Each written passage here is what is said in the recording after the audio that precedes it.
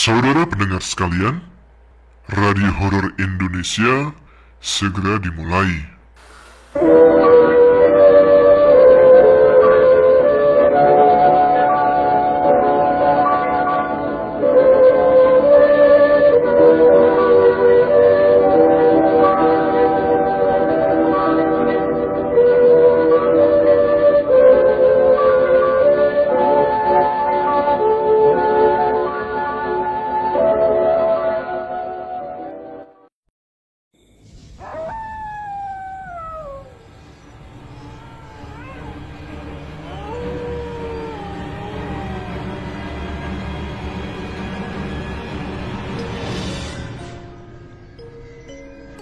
Assalamualaikum warahmatullahi wabarakatuh.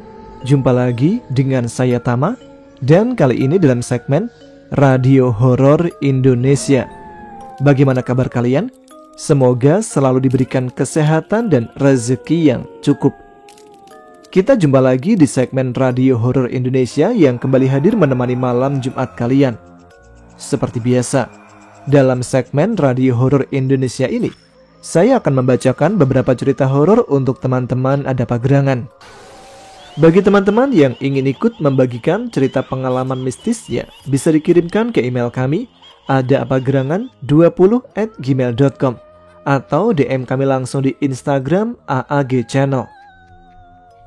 Mengawali RHI FM malam ini, ada cerita horor yang dialami oleh Kang Juri ketika bekerja di sebuah hotel mewah dan hampir dijadikan tumbal oleh pemilik hotel tersebut. Seperti apa ceritanya? Teman-teman Ada Pagerangan, ceritanya mulai dari sini.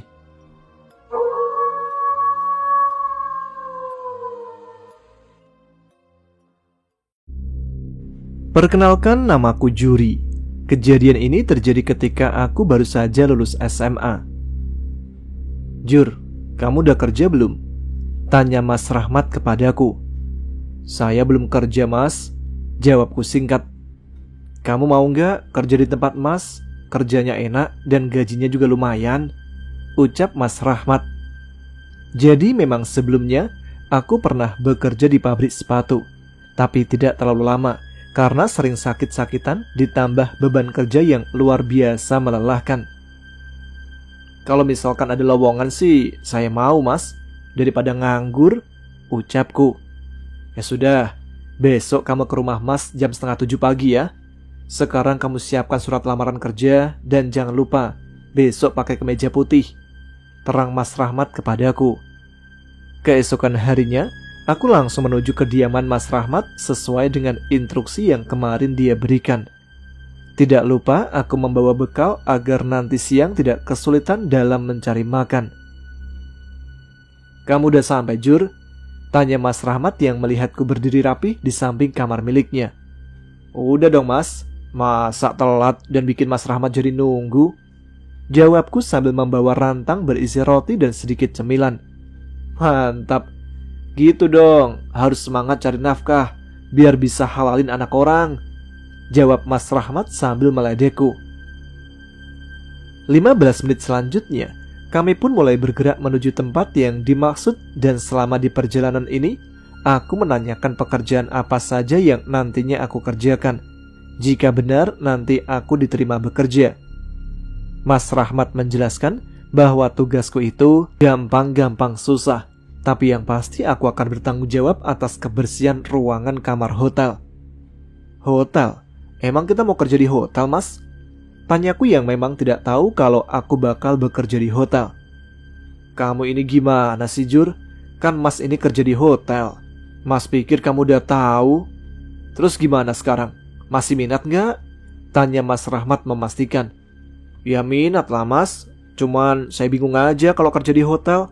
Soalnya kan belum pernah pengalaman sama sekali, Mas," ucapku.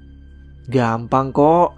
Kamu paling tugasnya bersihin kamar, lipat selimut sama spray dan antar tamu ke kamarnya.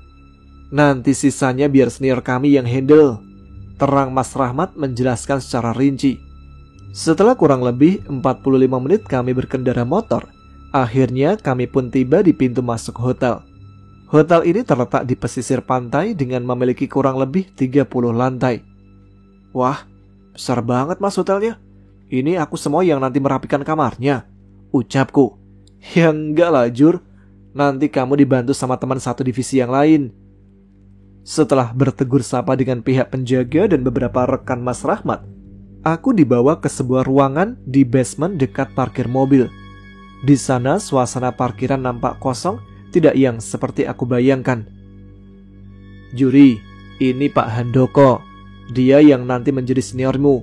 Kalau ada yang mau kamu tanyakan, langsung saja pada beliau ya, ucap Mas Rahmat. Baik mas, jawabku singkat. Mulai dari sekarang kamu langsung ikut sama dia. Saya mau naik ke atas dulu buat absen. Di sini Mas Rahmat langsung pergi dan meninggalkanku bersama dengan Pak Handoko.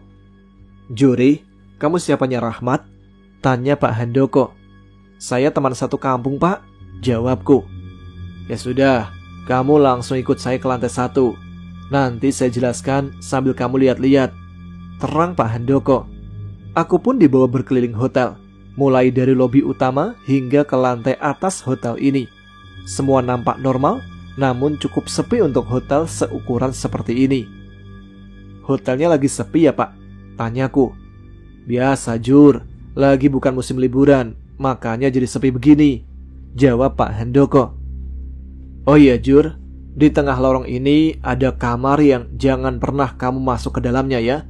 Apapun kondisinya, kamu gak boleh masuk, ucap Pak Handoko. Baik pak, tapi kalau boleh tahu emangnya kenapa ya pak, kok saya gak boleh masuk ke dalam? Tanyaku kepadanya. Ya gak ada apa-apa sih Jur, saya cuma asal ngomong aja. Terdengar lawakan bapak-bapak ini sedikit mengerjaiku. Kamu santai aja lah, jangan kaku begini. Kerja di sini itu enak dan gak capek, ucap Pak Handoko sambil berlalu pergi meninggalkanku di ujung lorong. Kami pun kembali berjalan menyusuri lorong yang cukup gelap untuk sebuah hotel. Ada perasaan aneh dengan kondisi penerangan yang seperti ini. Tapi bisa saja pihak manajemen hotel ingin memangkas biaya listrik karena tidak ada tamu yang bermalam. Setelah hampir 2 jam kami bersafari ria melihat setiap sudut bangunan hotel ini, kami pun beristirahat untuk memakan bekal yang tadi pagi aku bawa. Pak, hotel ini dibangun sejak kapan? Tanyaku pada Pak Handoko.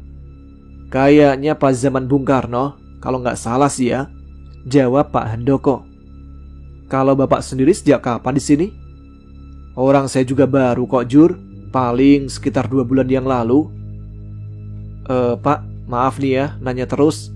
Itu yang katanya kamar gak boleh dimasukin itu bener, gak ada apa-apa? Tanyaku penasaran. Meski hanya sebatas candaan belaka, tapi aku merasakan hawa yang berbeda ketika melewatinya. Oh, yang kamar tadi itu. Sebenarnya waktu saya pertama kali masuk dan dibawa muter sama seperti kamu tadi, saya juga diinfokan hal serupa sama Pak Hirman. Beliau juga mengatakan bahwa kamar itu khusus ditutup karena satu alasan, yang alasannya juga saya sendiri gak tahu, jawab Pak Handoko.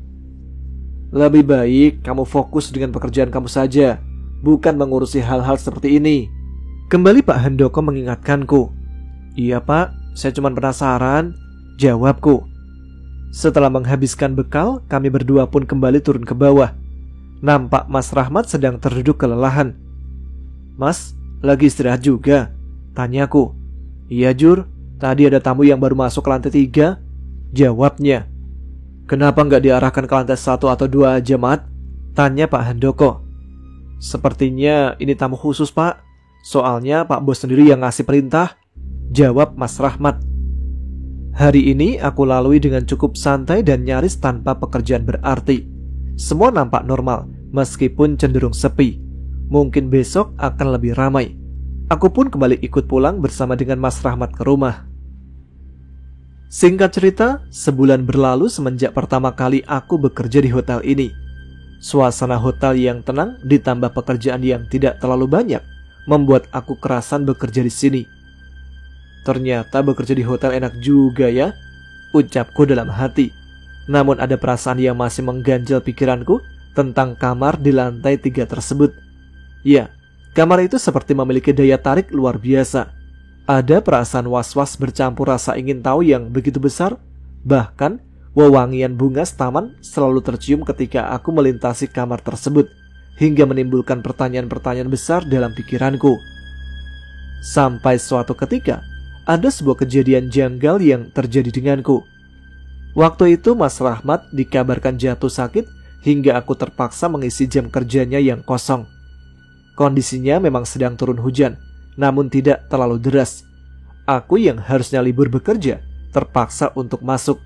Lalu, setibanya di hotel, aku langsung diminta ke dapur untuk membawakan pesanan tamu di lantai 2. Sesampainya di pintu dapur, nampak Pak Handoko membawa nampan berisi sesajen dan beberapa perlengkapan lainnya. "Untuk siapa itu, Pak?" tanyaku pada beliau. "Oh, kamu, Jur. Kamu bawa ke tamu kamar nomor 200 ya," jawab Pak Handoko dengan wajah yang serius. "Memangnya untuk apa sajian itu, Pak?" Kembali aku merasa aneh dengan pesanan kamar nomor 200. "Kamu bawa saja ya, Jur. Ini perintah langsung Pak Bos. Dan berhati-hati dengan mereka," ucap Pak Handoko mengingatkanku. "Baik, Pak," jawabku singkat karena melihat wajah serius Pak Handoko. Meski takut dan bingung, aku tetap membawa sesajen itu dengan hati-hati. Di sepanjang lorong menuju kamar 200, suasananya sangat sepi, tidak seperti biasanya. "Kemana pegawai yang lain?" ucapku dalam hati. Bahkan di dalam lift tercium aroma bunga taman yang sama seperti aroma di depan kamar nomor 300. "Kenapa wangi pengharumnya seperti ini?" ucapku. Setibanya aku di kamar 200, aku menekan bel dan menunggu tamu yang berada di dalamnya untuk keluar. Saat aku akan kembali menekan bel, nampak seorang gadis menggunakan kain jarik sedada datang menghampiriku. "Kamu yang namanya Mas Juri kan?" tanya gadis tersebut kepadaku. "Iya, betul Bu, saya Juri, pelayan yang malam ini bertugas," jawabku yang sedikit bingung dengan pertanyaan spontan darinya. Bagaimana bisa dia tahu namaku? Ucapku dalam hati. "Ayo, masuk Mas, kamu sudah saya tunggu dari tadi," ucapnya. Ada apa ini? Mengapa gadis cantik dia menungguku? Dan ada maksud apa sebenarnya dengan sesajen yang tadi aku bawa? Ada begitu banyak pikiran buruk yang melayang dalam pikiran dan perasaanku saat itu. "Oh iya, saya lupa memperkenalkan diri. Nama saya Rianti. Mas Juri mau mandi atau mau makan dulu?" tanya Kak Rianti kepadaku. Mohon maaf Kak, jika tugas saya udah selesai, saya izin kembali ke bawah karena masih banyak pekerjaan," ucapku yang sedikit berbohong karena memang tidak ada pekerjaan apapun setelah ini. "Mas jangan takut, apalagi berpikiran aneh tentang saya ya. Saya tidak ada maksud jahat sama sekali kok Mas," ucap Kak Rianti sambil tersenyum manis kepadaku. Saya lebih baik keluar aja Kak, kalau memang udah selesai," ucapku. Jujur aku memang takut dengan kondisi saat ini, namun tidak dapat dipungkiri bahwa hasrat ini begitu ingin memandang tubuhnya. Tubuh seorang gadis muda berusia sekitar 22 hingga 24 tahun ini begitu menggoda. Ada apa sebenarnya ini? Mengapa gadis ini seakan menggodaku untuk melakukan penyatuan? Apa dia sedang mabuk atau sedang menggunakan narkoba? Batin ini penuh pertanyaan besar tentangnya. "Mas," lengannya kini memelukku dari belakang. Dekapan penuh kehangatan ini begitu terasa. "Mati aku," ucapku kebingungan. 1 jam lamanya aku melakukan penyatuan dengan gadis belia itu. Tak terbayangkan olehku mengapa gadis seperti Kak Rianti mau bersama dengan pemuda kampung sepertiku ini. "Mas Jur, ini handuknya," ucap Kak Rianti ramah kepadaku sambil menyodorkan handuk hotel berwarna putih. "Makasih banyak Kak," ucapku tanpa memandang wajahnya. "Malam ini temani Rianti di sini aja ya Mas." Apa? Dia meminta lagi. Meskipun nikmat, jujur penyatuan dengan gadis seperti Kak Rianti cukup melelahkan, ucapku dalam hati. Walaupun ini bukan pengalaman pertama bagiku, tapi jujur Kak Rianti memberikan sensasi yang jauh berbeda. Ada perasaan menenangkan dalam setiap dekapannya. Aku yang terlanjur basah dalam permainannya hanya dapat pasrah mengikuti apapun yang dia minta. Hingga azan subuh mulai terdengar. Nampak Rianti kini bersembunyi di balik selimut tebal. Wajahnya kini tersenyum penuh kebahagiaan dan kepuasan. Aku yang sejak tadi hanya terduduk di kursi, kini mulai merapikan seragam yang tadi sempat terurai. Ada perasaan senang bercampur takut. Gimana tidak takut? Hampir semalam suntuk aku tidur bersama Kak Rianti. Bisa habis dimaki Pak Handoko kalau begini, terangku. Mas, tunggu sebentar, panggil Rianti. Iya kak, ada apa? Ucapku. Ini buat Mas Jur, dan makasih untuk malam ini ya. Kalau Mas mau, besok malam langsung datang aja ke kamar saya ini, ajak Kak Rianti sambil tersenyum. Kak, uangnya banyak sekali. Nampak segepok uang 100 ribuan rupiah di dalam amplop coklat. Itu untuk Mas Jur, saya ikhlas Mas. Kembali Rianti mendekapku dengan lengan halusnya. Baik kak, makasih banyak. Aku pun memutuskan undur diri setelahnya. Dengan cepat aku berlari kecil melalui lorong sepi di lantai 3. Tunggu sebentar. Aku di lantai 3? Sejak kapan aku berada di lantai ini? Sedangkan semalam aku mengantar sesajen itu ke kamar 200 di lantai 2. Aku termenung sejenak sambil menunggu pintu lift terbuka. Sesekali ku tatap lorong hotel dengan pintu kamar berjejer rapi. Nampak bayangan seseorang berdiri di ujung lorong tanpa menggunakan satu helai kain pun. Astagfirullahaladzim, apa itu Rianti? Lebih baik aku turun, ucapku dalam hati. Bergegas aku masuk ke dalam lift yang kini terbuka. Ku pencet lantai dasar untuk segera menceritakan kejadian malam ini pada Pak Handoko. Aku takut Pak Handoko berpikir aku tidak bertanggung jawab atas pekerjaan malam ini. Lebih baik aku sisihkan sedikit uang ini untuk Pak Handoko. Setidaknya bisa mengobati rasa kekesalannya. Sesampainya aku di lantai dasar, tanpa pikir panjang, aku menghampiri Pak Handoko yang sedang terduduk lelah di ujung ruangan. Pak, maaf, semalam saya... Iya Jur, kamu lebih baik pulang sekarang, biar nanti absennya saya yang urus, ucap Pak Handoko tanpa menatap wajahku sama sekali. Oh iya Pak, ini ada sedikit uang untuk Bapak. Dan sekali lagi saya minta maaf ya kalau semalam saya tidak bekerja. Kembali aku coba meminta maaf pada Pak Handoko. Jika kamu masih mau hidup, buang uang itu dan jangan lakukan hal yang sama seperti semalam.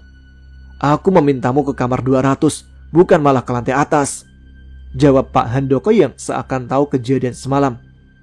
Aku pun pergi pulang tanpa bertanya lebih lanjut dengan Pak Handoko. Entah apa maksud dari perkataan beliau tentang uang dan gadis di kamar 300. Aku takut dia murka karena sikapku itu. Lebih baik aku tanyakan besok lusa. Keesokan harinya, setelah absen, aku langsung menemui Pak Handoko untuk meminta penjelasan tentang kata-katanya semalam.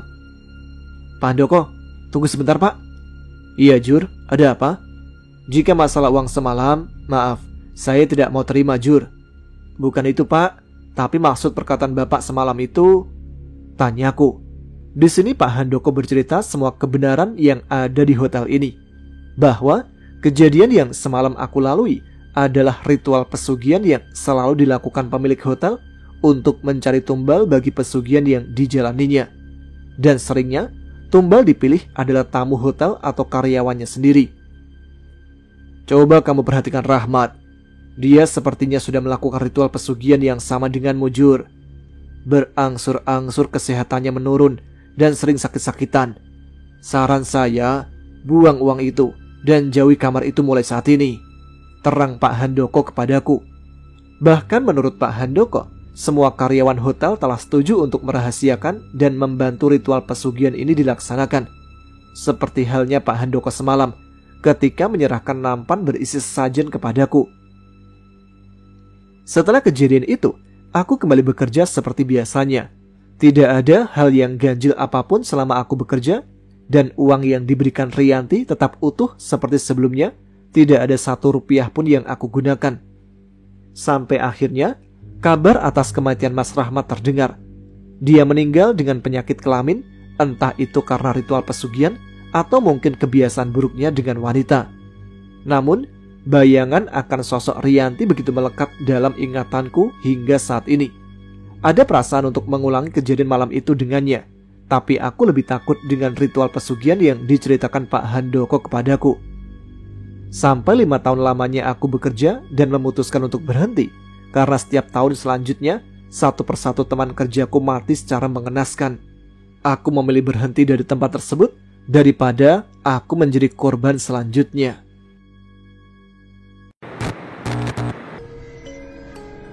Itu dia cerita pertama untuk malam ini. Manusia memang bisa lebih kejam dari setan. Demi kekayaan menumbalkan sesamanya. Semoga kita semua dijauhkan dari manusia-manusia semacam itu ya. Ya udah, kita lanjutkan dengan cerita yang kedua aja. Kali ini ada cerita tentang sebuah pesugihan lagi. Tapi bedanya, pesugihan yang akan saya bacakan ini tidak membutuhkan tumbal. Hanya saja membutuhkan stamina yang prima. Nah, penasaran seperti apa ceritanya? Teman-teman, ada apa gerangan?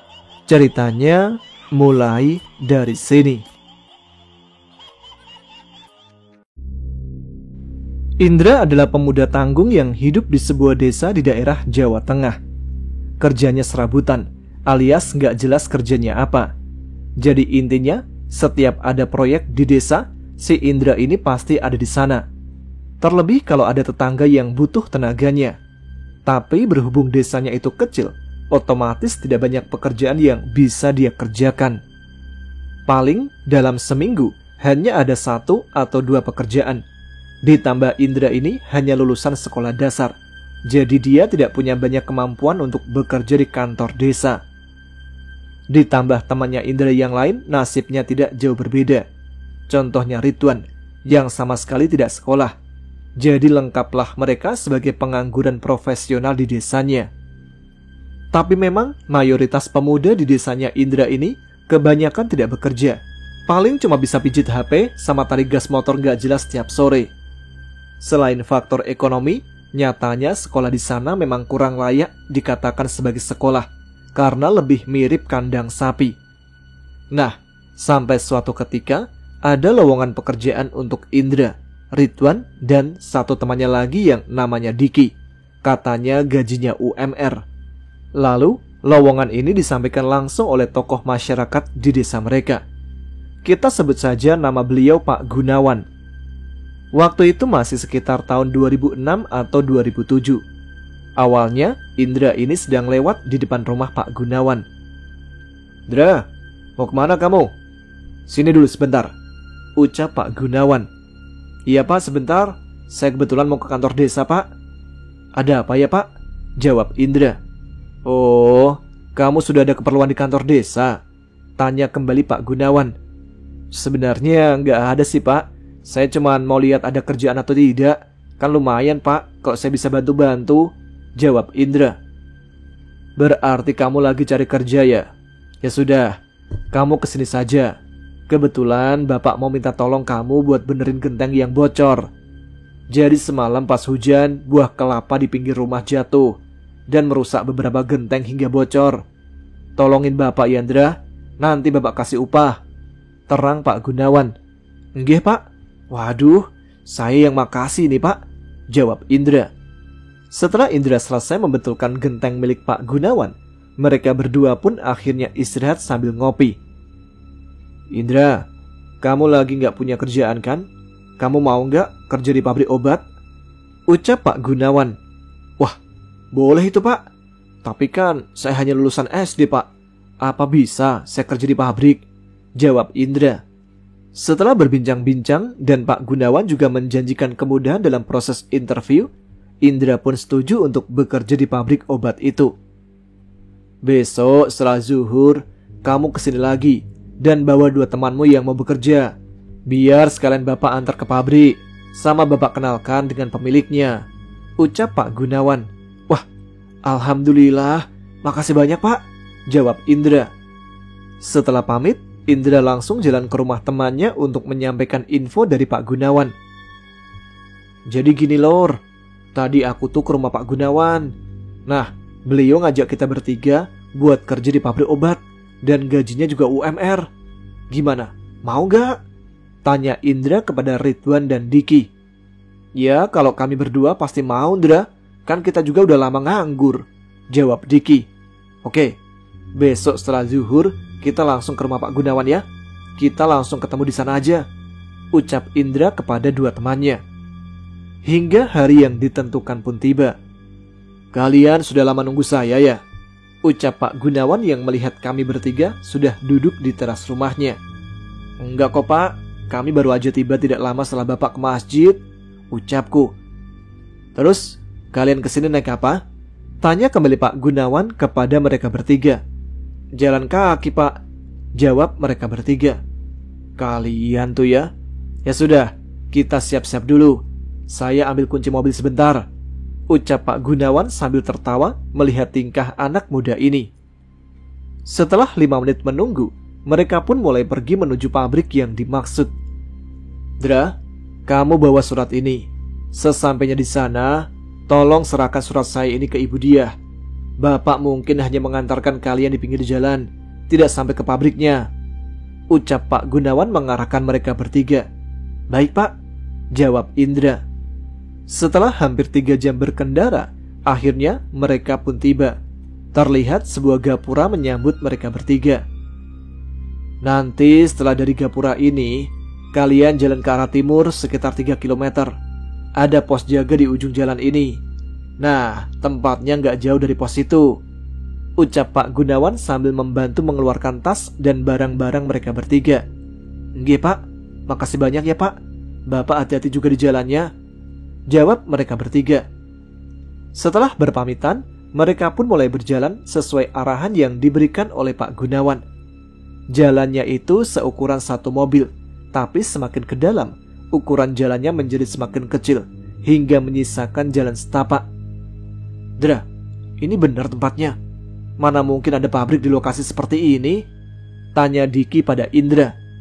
Lah aku mana tahu Dik, tadi kamu dengar sendiri Pak Gunawan bilang kalau di ujung jalan ini ada pos jaga. Jadi mungkin ini jalan belakang. Sekarang kita coba aja dulu jalan ke sana, jawab Indra.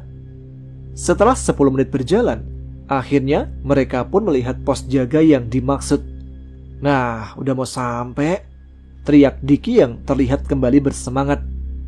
Tidak jauh dari pos jaga, terlihat sebuah bangunan seperti pendopo. Masa pabrik begitu? Kembali Diki berbicara. Diki memang agak ceplas-ceplos dalam berucap. Maklum, dia yang paling muda di antara mereka bertiga. Mereka pun mengetuk pintu bangunan itu dan coba menanyakan kejelasan alamat yang diarahkan Pak Gunawan. Setelah coba mengetuk, akhirnya keluarlah seorang wanita parubaya. Permisi Bu, apa benar ini pabrik obat? Tanya Indra. Iya betul, kalian siapa ya? Tanya wanita tersebut. Oh iya Ibu, saya Indra, ini Ridwan dan Diki. Kami bertiga orang yang mau melamar kerja di tempat Ibu. Tadi Pak Gunawan juga menitipkan surat ini untuk Ibu Diah, jawab Indra. Jadi ternyata kalian yang dari desa Pak Di Gunawan. Silakan masuk. Maaf ya, saya tidak tahu kalau kalian mau datang hari ini. Saya Ibu Diah. Gimana tadi perjalanannya? Lancar? Tanya Ibu Diah kepada mereka bertiga. Alhamdulillah lancar Bu, jawab Indra. Di sini mereka mulai masuk ke dalam pendopo dengan mengikuti Ibu Diah dari belakang.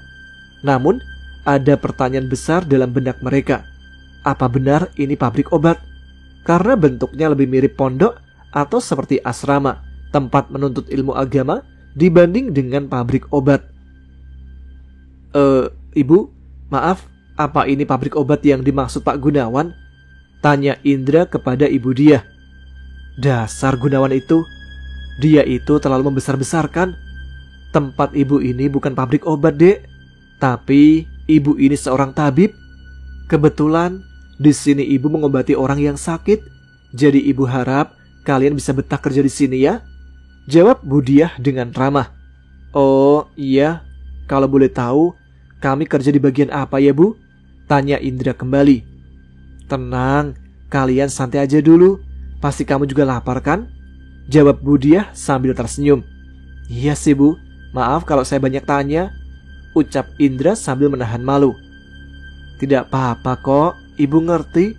Nah, ini ruang makannya. Kalian bisa makan dulu. Nanti setelah makan, kalian ke ruangan di pojok sana ya. Saya tunggu, terang Bu Diah.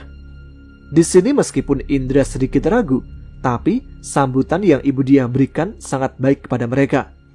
Lalu setelah kenyang, Mereka pun menuju ruangan yang dimaksud. "Gimana makanannya?" ucap Budiah. "Alhamdulillah Bu, makasih banyak," jawab Indra. "Ibu mau tanya sama kalian semua, apakah kalian udah menikah?" tanya Budiah. Mereka bertiga diam sejenak dan hanya menggelengkan kepala sebagai jawaban. "Berarti kalian ini masih perjaka ya?" ucap Budiah. "Iya Bu," jawab mereka serempak. "Memangnya kenapa ya Bu?" tanya Indra kebingungan. "Gak apa-apa, Ibu hanya bertanya. Ayo, sekarang kalian ikut Ibu," ujar Budiah. Mereka pun berjalan mengekor Budiah di depan. "Dra, kenapa Budiah nanya kita perjaka atau enggak ya? Biasanya kan kalau ngelamar kerja, yang ditanyakan itu pengalaman kerja atau surat lamaran kan?" ucap Diki yang sama bingungnya dengan Indra. "Udah, jangan banyak bicara Dik, ikuti aja dulu," jawab Indra. Setelah mengikuti Budiah dan berkeliling melihat situasi pondok, Ibu Dia menjelaskan bahwa mereka akan bertugas sebagai pelayan. "Oh, jadi pembantu Indra?" celetuk Diki yang memang tidak mau diam. "Ayo, kita ke ruangan kerja kalian," ajak Budiah. "Wih, hebat, kita punya ruangan kerja sendiri," celoteh Diki membuat mereka bertiga tertawa. Budiah pun nampak sangat ramah melihat mereka bertiga. "Kamu itu ya Dik, ngoceh saja kayak radio rusak," canda Budiah semakin membuat mereka tertawa. Setelah berjalan semakin ke dalam, nampak sebuah ruangan yang berbeda dibandingkan ruangan lain. "Nah, ini ruangan kerja kalian. Ayo, silakan duduk," ucap Budiah. Di sini terlihat sebuah kamar berkelambu hijau dengan nyala lilin sebagai penerangannya. "Mirip kamar pengantin ya Indra," ucap Diki. "Kok kamu bisa tahu Dik?" jawab Budiah sambil tersenyum manis. Namun ucapan Budiah itu malah membuat tawa mereka bertiga menjadi hilang, berganti menjadi tanda tanya besar. Pelayan apa yang dimaksud Ibu Diah ini? Tidak lama setelah itu, Ibu Diah berjalan menuju sebuah pintu, lalu mengetuk pintu tersebut. Tidak lama, nampak sepasang kaki seorang gadis dengan kulitnya yang putih. Mereka hanya diam melihat pesona gadis muda itu. Sampai tanpa sadar, gadis itu sudah berada di antara mereka bertiga.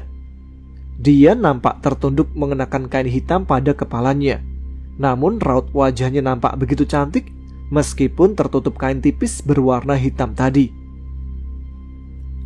"De Indra, Ridwan dan Diki, jadi tugas kalian bertiga adalah melayani Nyai sebagai seorang suami?" ucap Budiah. Mereka bertiga terkejut bukan main ketika mendengar apa yang Ibu Diah katakan. "Jadi saya dan dua teman saya ini melayani gimana Bu?" tanya Indra memastikan, takut dia salah dengar. "Iya, jadi kalian bertiga harus melayani Nyai secara bergantian, layaknya suami istri. Kalau kalian ikhlas dan melayani dengan baik, Ibu yakin kalian banyak membantu orang lain dan Ibu bisa banyak mengobati orang," terang Budiah. "Jadi maksudnya begini, semua kemampuan pengobatan Ibu sebenarnya berasal dari kekuatan Nyai ini dan juga atas izin Tuhan Yang Maha Esa. Dan Nyai inilah wanita yang sekarang ada di hadapan kalian," ucap Budiah. Budiah juga menjelaskan bahwa Nyai suka membantu orang terkena santet, guna-guna atau ilmu hitam lainnya. Jadi jika mereka mau melayani Nyai, secara otomatis mereka ikut membantu pengobatan beliau dan mereka pun dibayar mahal untuk setiap malamnya. Dari penjelasan itu, mereka pun berunding walaupun takut karena merasa aneh.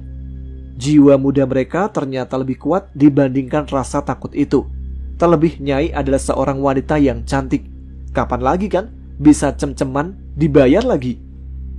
Dengan yakin mereka pun menerima tawaran Budiah itu. Dan nanti malam mereka sudah mulai bekerja. Di sini Ridwan sebagai yang tertua akan mengawali persetubuhan dengan Nyai, lalu disusul oleh Indra dan yang terakhir adalah Diki karena dia yang paling muda. Sampai akhirnya mereka pun selesai menjalankan tugas yang menurut mereka mulia dalam versi mereka tentunya. Namun setelah itu ada sesuatu yang janggal setelah berhubungan. Tapi Indra simpan sendiri perasaan ini. Jadi, ketika bersetubuh tadi, Indra melihat Nyai sebagai wanita cantik. Namun ketika dia kembali mencoba membayangkan dirinya, hanya ada bayangan hitam penuh bulu dan wajahnya yang mengerikan. Tapi mungkin karena terlalu lelah, jadi otak Indra sedikit error. Di sini tanpa terasa, jam menunjukkan sudah pukul 2 malam. Budiah yang sabar menunggu, akhirnya membawa mereka bertiga ke sebuah kamar untuk istirahat. Di dalam kamar, mereka malah bercerita. Di sini, Indra menceritakan apa yang tadi dia bayangkan kepada Ridwan dan Diki. Tapi anehnya, mereka berdua memiliki bayangan yang sama. Mereka seperti sulit membayangkan sosok Nyai tadi. Tapi setelah berpikir keras, Ridwan berkata, "Apa jangan-jangan Nyai bukan manusia dan kita dijadikan suguhan untuk bangsa jin atau dijadikan tumbal milik Budiah?" "Bisa jadi, Wan," jawab Diki. Indra juga sepemikiran dengan Ridwan yang banyak keanehan ketika bersama Nyai. Jadi mereka bertiga ini memang usianya masih belasan tahun. Jadi wajar saja jika mereka kurang paham dengan hal-hal mistis, yang intinya selama mereka happy dan dapat cuan, ya hajar aja. Ternyata rasa takut yang sebelumnya mereka pikirkan terpatahkan dengan bayangan uang yang nantinya akan diberikan oleh Budiah sebagai imbalan pekerjaan mereka. Di pagi harinya, mereka bertiga kembali bertemu dengan Budiah. Selain menanyakan imbalan mereka juga ingin menanyakan kejadian semalam. Di sini Budiah menjelaskan bahwa benar Nyai bukanlah manusia, namun Nyai adalah jin yang baik dan dia tidak menakuti siapapun. Dan juga mereka bertiga hanya wajib menemaninya setiap hari Jumat saja. Jadi selain hari Jumat, mereka bertiga bebas mau melakukan apapun. Budiah juga menjelaskan jika mereka mau berhenti atau tidak melanjutkan ritual, maka mereka harus mencari pengganti dengan syarat pria yang berjaga. Setelah memahami itu semua, mereka pun dipersilakan pulang dan tidak lupa Budiah menitipkan kantong kecil untuk Pak Gunawan. Lalu masing-masing dari mereka mendapatkan kantong yang cukup besar. Di tengah perjalanan pulang, mereka bertiga mencoba melihat isi dalam kantong itu. Ketika dibuka, ternyata isinya bongkahan emas sebesar kerikil.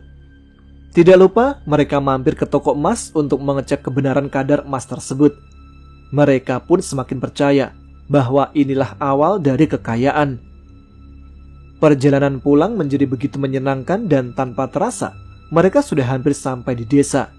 Setelah turun dari bis, Indra bertanya pada Ridwan dan Diki, "Lur, kalau Pak Gunawan dapat apa ya? Penasaran aku," ucap Indra.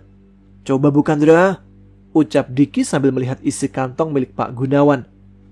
Ketika dibuka, hanya ada kelopak bunga di dalamnya yang membuat mereka bertiga bingung. "Ya udahlah, gak usah dipikirin. Yang penting kita bisa kaya," ucap Diki sambil berlari kecil menuju desa. Setelah memberikan kantong milik Pak Gunawan, mereka pun langsung pamit untuk pulang karena tidak sabar membayangkan apa yang akan mereka beli dengan emas sebanyak ini.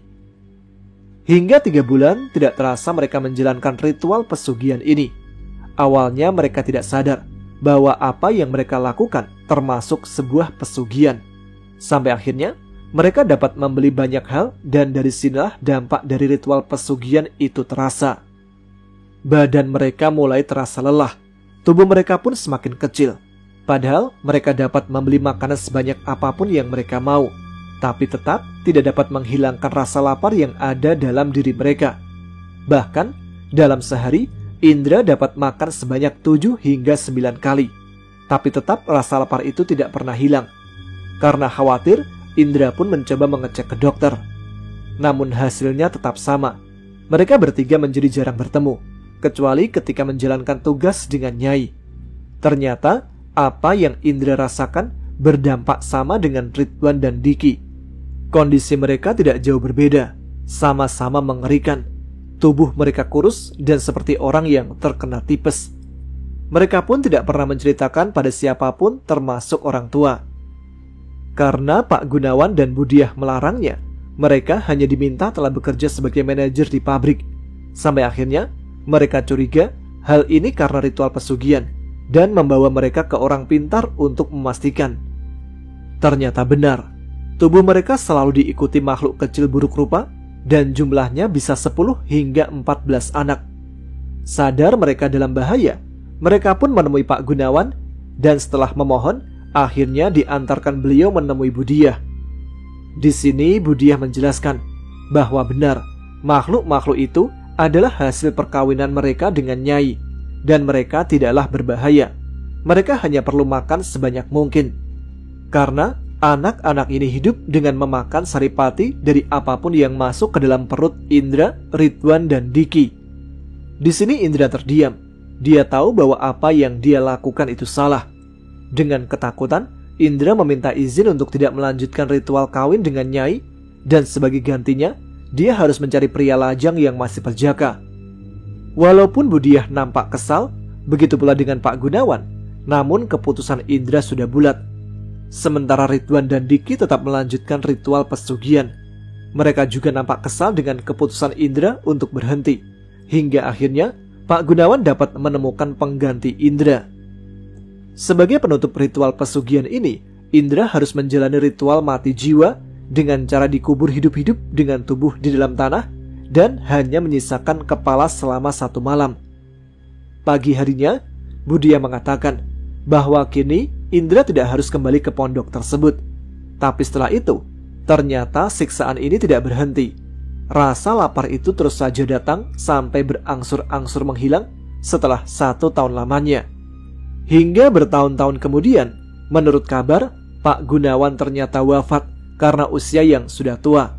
Sedangkan Ridwan dan Diki masih menjalankan ritual pesugihan itu hingga cerita ini ditulis. Itu dia cerita yang dialami oleh Indra. Di sini ada yang minat menggantikannya, tapi dipastiin dulu nih kalau masih berjaga. Yang mau angkat tangan ya, nanti biar dihubungi oleh pihak terkait. Enggak deh, bercanda. Nanti dianggap penyalur pesugihan lagi. Ya udah, kita lanjut ke cerita selanjutnya. Kali ini ada 2 cerita. Tentang apa ya? Udahlah, kita langsung ke ceritanya aja. Teman-teman, ada apa gerangan? Ceritanya mulai dari sini.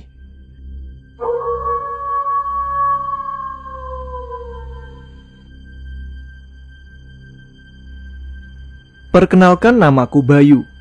Waktu itu, aku terpaksa membawa istriku untuk ikut tinggal bersamaku karena aku harus pindah tugas di luar pulau. Karena istriku sedang hamil tua dan tidak ingin jauh dariku, maka setiap hari dia selalu merengek untuk ikut. Aku pun sebenarnya tidak tega jika harus meninggalkannya sendirian di rumah kontrakan atau tinggal bersama dengan ibu dan adik perempuanku. Takut jika mereka tidak akur dan istriku mengalami kesulitan ketika aku jauh. Setelah menyelesaikan semua berkas, kami langsung terbang dan sampai di tempat ketika malam hari. Untunglah, di sana temanku sudah mencarikan dulu rumah kontrak gali. Tidak terlalu besar, namun cukup luas untuk kami dan calon bayi nanti. Tanpa terasa, sudah 3 tahun kami di sini, dan istriku kini sudah hamil kedua dan berada di trimester pertama. Anak pertama kami juga sedang aktif-aktifnya, sehingga membuatku mempekerjakan seseorang untuk membantu mengurus rumah dan anak pertama kami. Singkat cerita, saat itu istriku dan asisten rumah tangga kami, sebut saja namanya Mbak Endang, sedang berbelanja untuk keperluan dapur yang sepertinya sudah habis. Sesampainya di pasar, istriku berbelanja sendiri karena anak pertama kami merengek ingin bermain di taman kecil di dekat pasar. Karena tidak ingin berlama-lama, istriku menyuruh Mbak Endang untuk menemani anak kami bermain saja, dan biar dia sendirian yang berbelanja. Ketika sedang asik memilih sayuran segar, ada seorang nenek tua yang rambutnya sudah memutih, berjalan terseok-seok ke arah istriku. Karena dasarnya istriku memang orang yang sangat ramah, jadi ia menegur dan membantu nenek tua itu untuk duduk di kursi panjang yang tersedia di pojok pasar. "Sudah berapa bulan hamilnya, nak?" Nenek tua itu bertanya sembari mengelus perut istriku yang masih kempis.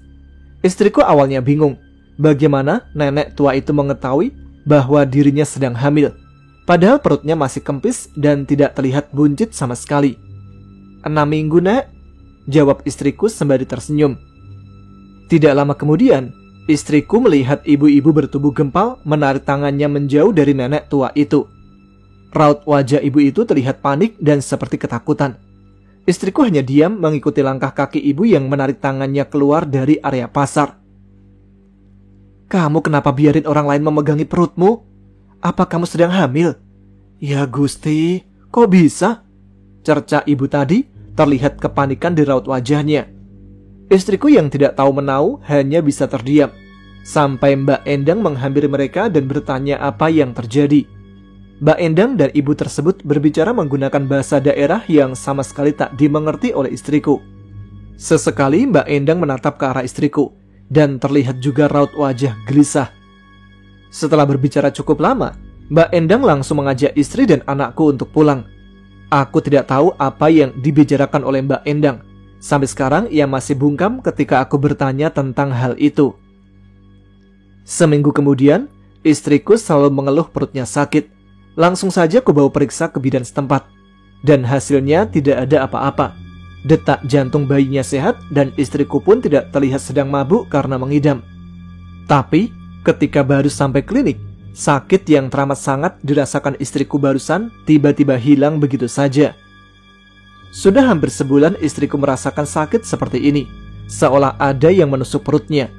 Belum lagi ia selalu bermimpi didatangi oleh nenek tua yang meminta izin untuk meminta anak kami. Dan di mimpi itu pula, istriku selalu menolak.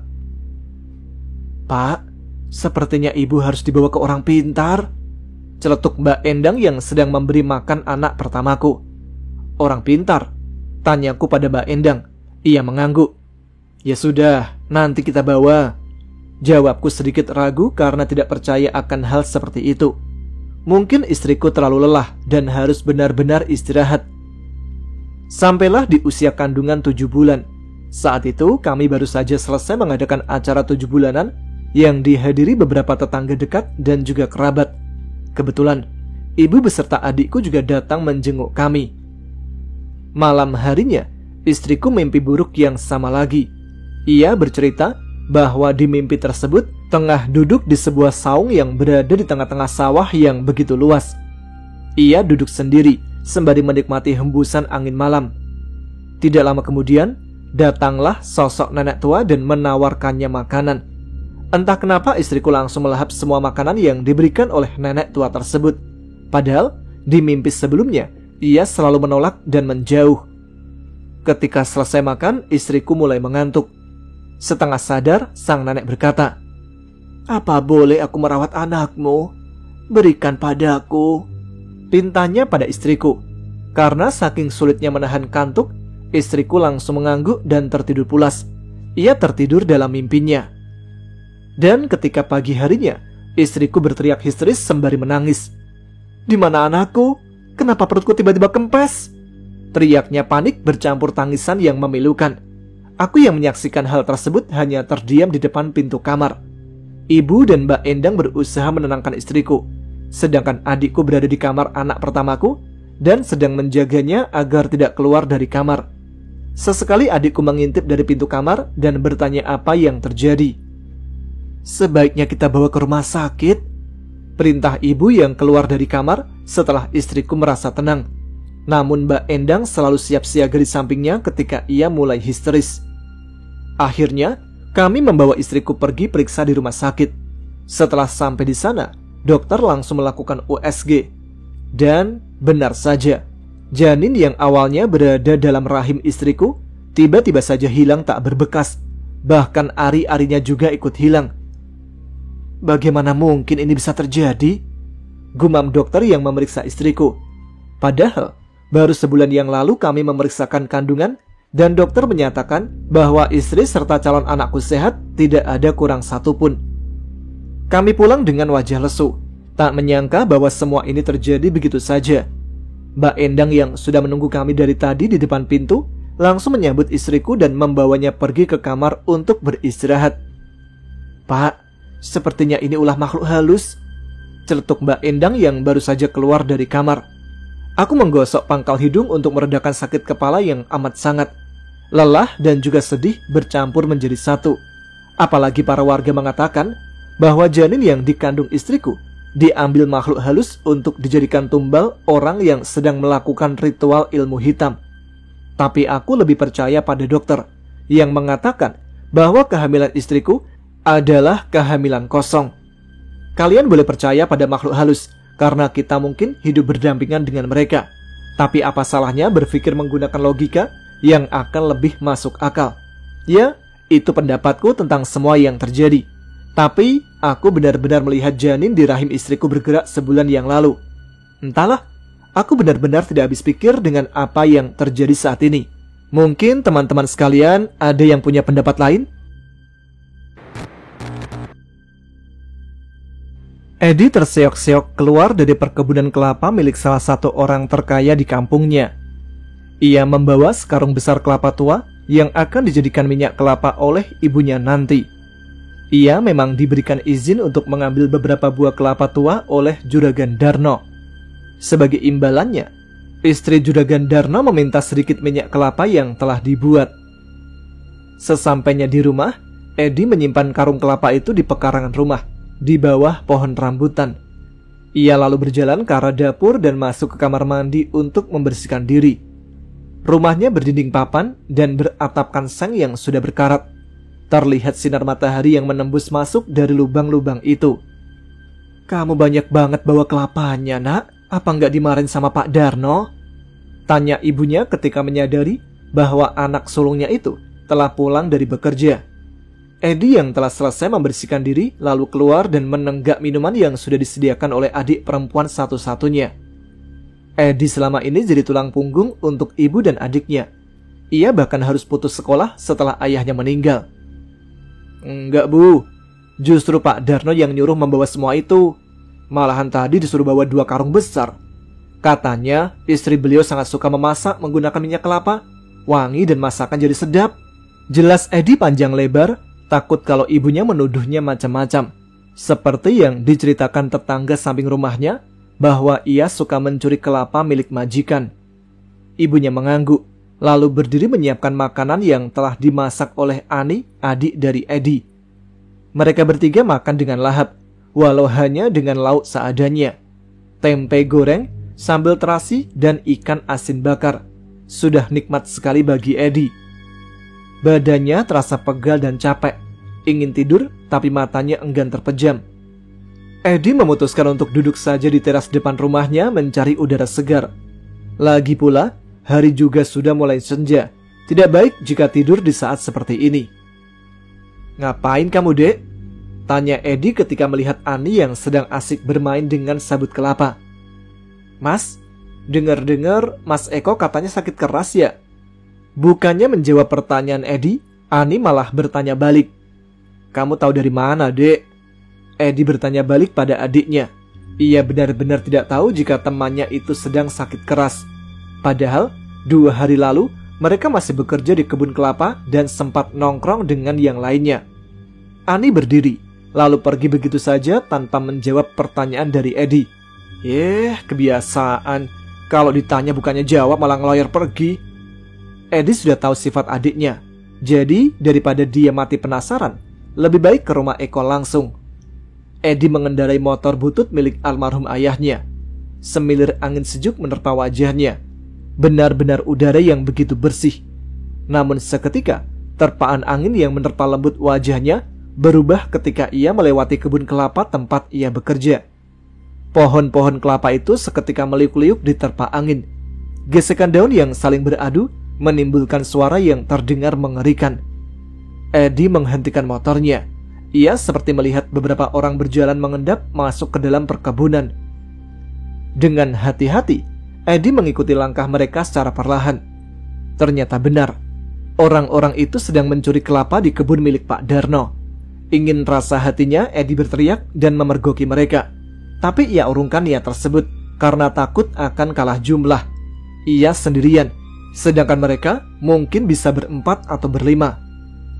Eddie terkejut ketika melihat sesuatu menggelinding menyentuh kakinya. Ia pikir itu buah kelapa tua yang jatuh dari pohon. Eddie memicingkan mata ketika jari-jari kakinya merasakan cairan kental dan seperti rambut. Astagfirullah. Eddie terduduk. Ia menutup mulutnya dengan kedua tangan. Jantungnya berdetak kencang seolah ingin copot. Sesuatu yang menggelinding ke arahnya tadi ternyata bukanlah kelapa, melainkan kepala yang telah copot dari tubuhnya. Terdengar suara rintihan kesakitan berasal dari orang-orang yang tadi mencuri kelapa.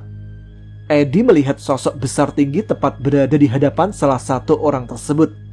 Entah kenapa, ketika orang itu menegakkan kepalanya ke atas, makhluk menyeramkan itu semakin tinggi dan membesar. Spontan Eddie memejamkan mata, dan yang ia dengar hanyalah suara teriakan orang-orang itu. Entah apa yang terjadi. Eddie merasakan hawa panas tepat di depannya. Dengan takut-takut ia membuka mata perlahan. Alangkah terkejutnya ketika ia mendapati makhluk menyeramkan itu sudah berdiri tegak di depannya.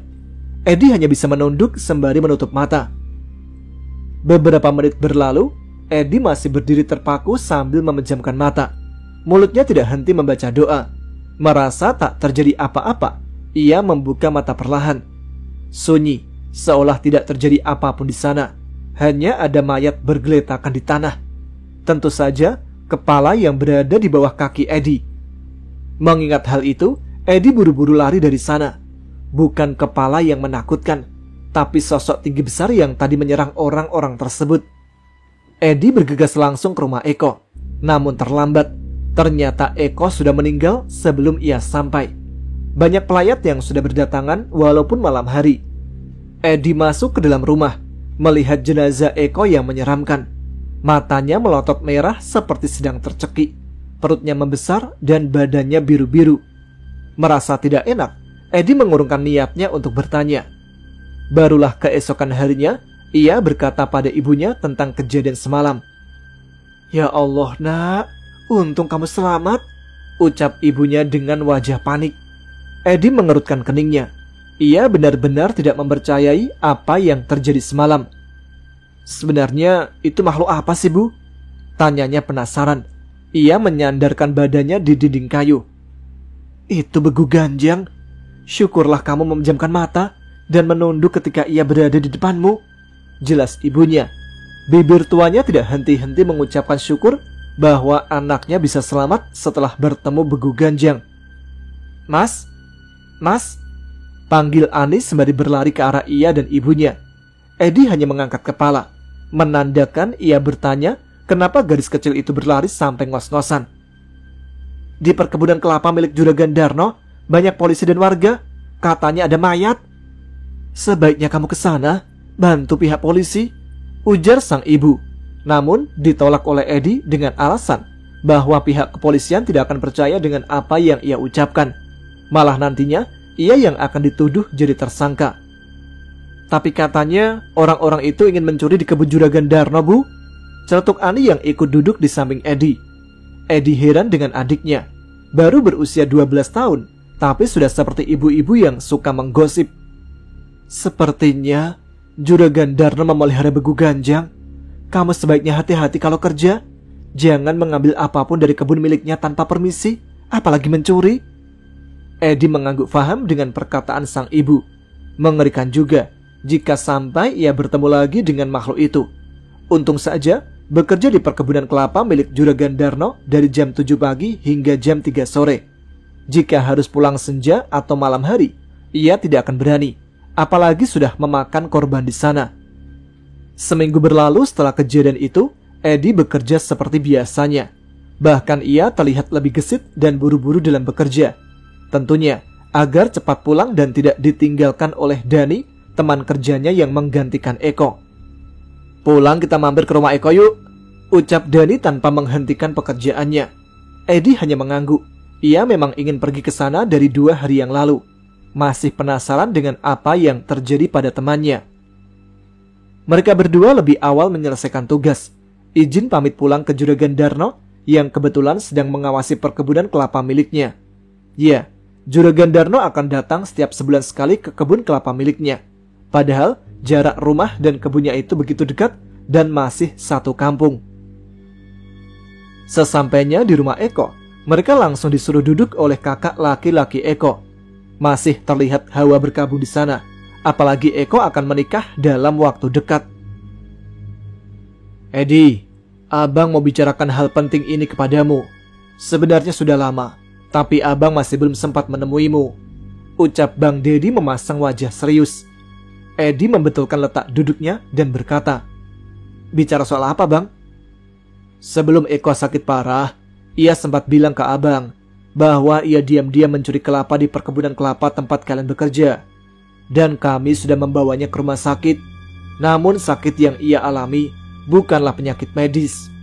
Jelas Bang Dedi panjang lebar. Maksudnya bang? Tanya Edi masih tak mengerti. Maksudnya itu, Juragan Darno memelihara sesuatu untuk menjaga perkebunan kelapanya dari orang-orang yang berniat jahat, kayak mencuri atau melakukan kejahatan lainnya. Celetuk Dani menjelaskan. Sepertinya Dani lebih mengetahui apa yang telah terjadi selama ini. Setelah mendengar apa yang terjadi, barulah Edi memberanikan diri buka suara tentang hal menyeramkan yang pernah menimpa dirinya.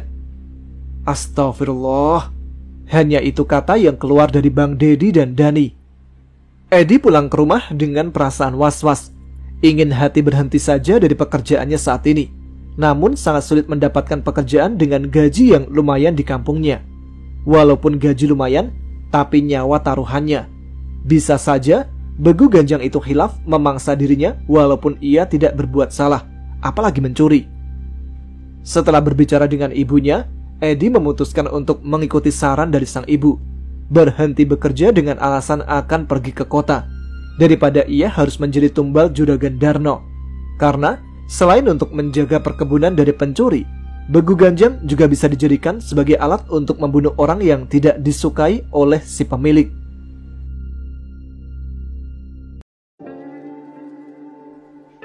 Oke, itu dia cerita tentang Begu Ganjang dan hilangnya kandungan secara tiba-tiba.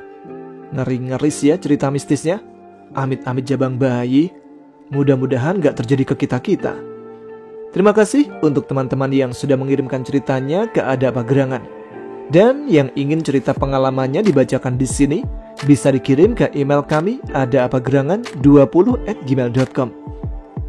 Sebelum kita akhiri radio horor malam ini, kita sapa dulu nih teman-teman yang sudah menuliskan komentar di episode RHI FM minggu lalu. Ada siapa aja kali ini? Ada Mbak Desi Mulyana dari Yordania. Kemudian Moh Yusuf di Perak, Malaysia. Lalu Mbak Muhiroh di Purbalingga, Mbak Casmi di Banjarnegara. Kemudian Mbak Marinah di Cengkareng. Lalu ada Putra Ananda di Jakarta Selatan. Lalu Rita Salvia di Padang. Ada Hekal Kakal. Lalu ada Mbak Istiqomah yang ada di Hong Kong. Juga teman-teman lain yang saat ini sedang menyimak dimanapun berada. Ibu-ibu yang sedang menunggu anaknya tidur, mbak-mbak dan mas-masku yang sedang berjuang di perantauan. Ada yang sedang di Hong Kong, Taiwan, Jepang, Yordania, Belanda, Jerman, Singapura, USA, dan teman-teman serta sahabat yang ada di dalam negeri maupun yang di luar negeri. Coba deh absen di kolom komentar. Semoga sehat selalu dan semangat juga ya. Baiklah, kita tutup sekarang episode kali ini. Jumpa lagi di RHI FM malam Jumat depan. Terima kasih untuk teman-teman yang telah menyimak. Saya Tama pamit. Selamat beristirahat untuk teman-teman sekalian. Yang udah tertidur, semoga bermimpi indah. Yang masih melek, tuliskan komen. Tunjukkan eksistensi kalian. Selamat malam. Wassalamualaikum warahmatullahi wabarakatuh.